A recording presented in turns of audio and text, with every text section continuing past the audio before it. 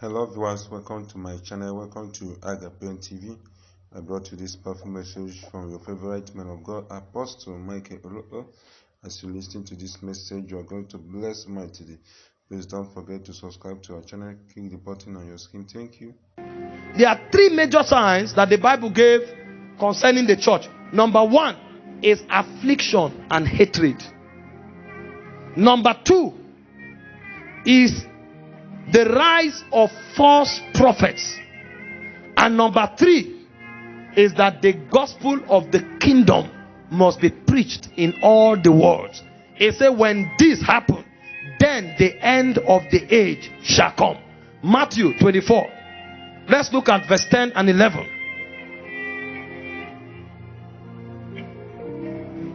Begin from verse 9. Many Christians today think afflictions are a burden. They think afflictions are not supposed to be part of our Christian life. And then you're asking them, who discipled you? You don't know you are the church of the last day? James 1:2, he said, count it all joy when you go through diverse trials and tribulation. Peter was preaching on the same subject, and he said, your faith is more precious than gold. He said, yet gold that perishes is tried by fire. How much more will your own faith be tried? And he said, when your faith is tried, you become complete, wanting nothing. But you see what the body of Christ is trying to do? It's trying to make you feel as if Christianity is a bed of roses. That's why our gospel is not relevant to people in Afghanistan. That's why our gospel is not relevant to people in Pakistan. That's why our gospel is not relevant to people in America and in Europe. You know why? The ones who are in the environment of persecution, they can't understand the God we are talking about. Because if this your God only promises money, then why are we where we are? And then the ones in America and UK, they can't receive your gospel. Because if all your God gives is what their government can give them, they don't need your God. We have not taught men to stand for truth and to endure whatever comes to them because of truth.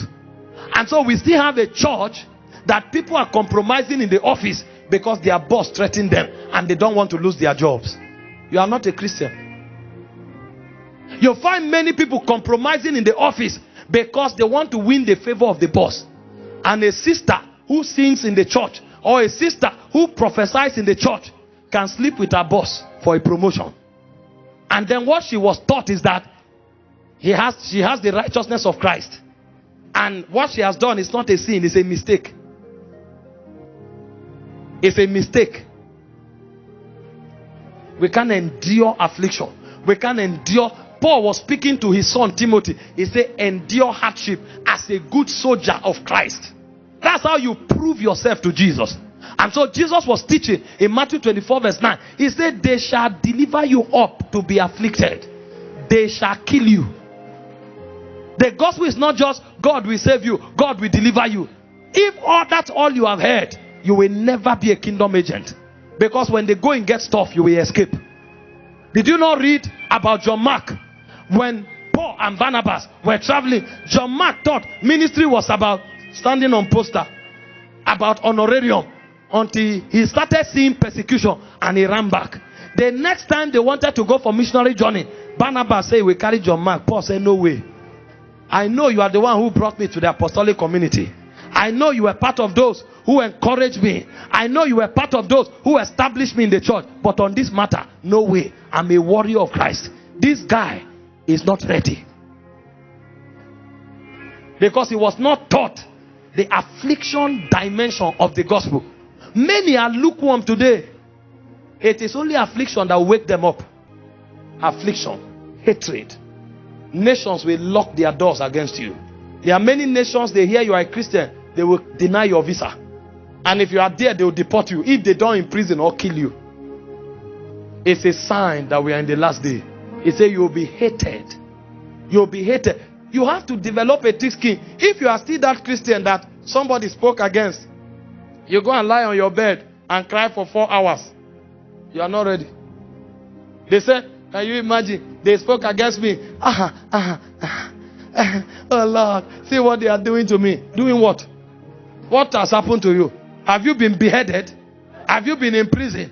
Somebody spoke against you. You went and laid down. You cried. You are looking for sympathy. Stand up from there. There is work to be done.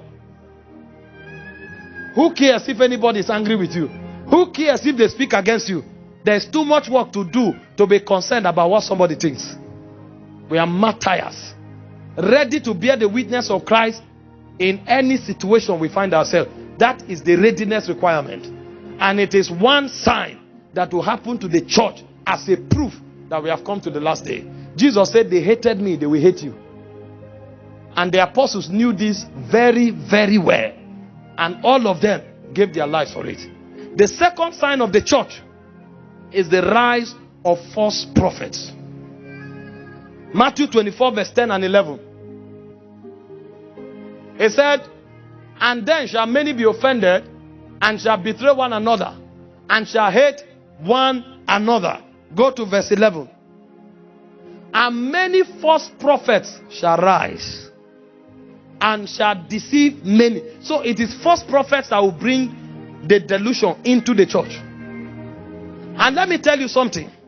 When we talk about false prophets, it's not about ministers who bear the title of prophet. Because many people think it's those who say they are prophet A or prophet B that we will censor and choose the ones who are genuine and choose the ones who are fake. It's not about title. Anybody who preaches or lives deception as a minister is a false prophet.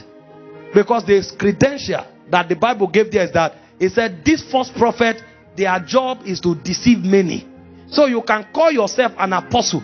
If there is no truth in your mouth, and if your life is fake, you are a false prophet. There are many people today who are exaggerating a lot of things that God is not saying or doing on the altar. They say they are apostles. They are also false prophets. False prophets are not only the ones who carry the title of prophets. There are many people today, they are preaching what they are not practicing. They are also false prophets. Hope you know that one of the greatest corruption that entered the church is the gospel of materialism. Many people call it the gospel of prosperity, but it's not true, because prosperity is not wrong. Prosperity is actually holistic. Prosperity is spirit. Spirit prosperity is when you are drawing close to God, living under God's ordinances. Holiness is actually spirit prosperity, a state where you are dominated by God and you are not under any demonic influence. Soulish prosperity is a situation where you are mentally doing well, you are sound, and your mind can be used of God to serve his purpose.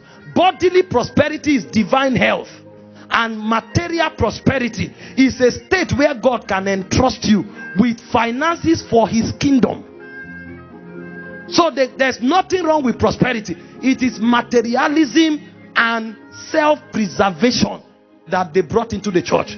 And so if you find anybody teaching materialism or self-preservation, he's a false prophet. What is materialism? Everything you do is about God blessing you with something. If you are praying, it's about money. It's about good health. It's about preservation of your family. It's about breakthrough. It's about promotion. Every engagement you have with God is not about God. It's not about your growth. It's about using God to meet a material need. That is what we call materialism. And when you get that material need, you begin to live in vanity. You showcase it. So you see them carry cars, they are showcasing cars. You see them carry planes, they are showcasing planes. There's nothing wrong in having a private jet for missions. But when you buy a private jet and all they sit inside is gold, and you sit down to show people that you are doing well, that's vanity. That's materialism. And so when you quote a private jet, better define what you are saying. If it is for mission, it is welcome. But if it is something that boosts your ego and makes you feel important, that's materialism. And if every engagement you carry out with God is to give you one material thing or the other, that's not the gospel of the kingdom. That's materiality. And then secondly, any message that is preached that is all about you and your benefit is called self-preservation. Do you know the people who brought this to the church? It's the apostles.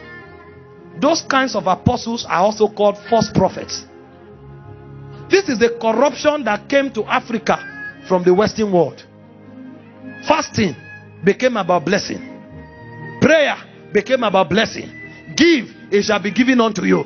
Everything is about you and you and you and you alone. There's nothing about God's kingdom. Somebody is looking for breakthrough. God gives him $1 million. The kingdom is not advanced. That 1 million becomes something that makes for self-aggrandizement. That is self. If you find people who advocate this or preach it, they are called false prophets. And this is why many will fall away. Because the moment God is no longer meeting their material need, they don't need God anymore. They look for another God. Because as far as they are concerned, the reason they are coming to God is not because of God, it's because of their needs. And so the third sign is that the gospel of the kingdom must be preached as a witness in all the world. Matthew 24:40.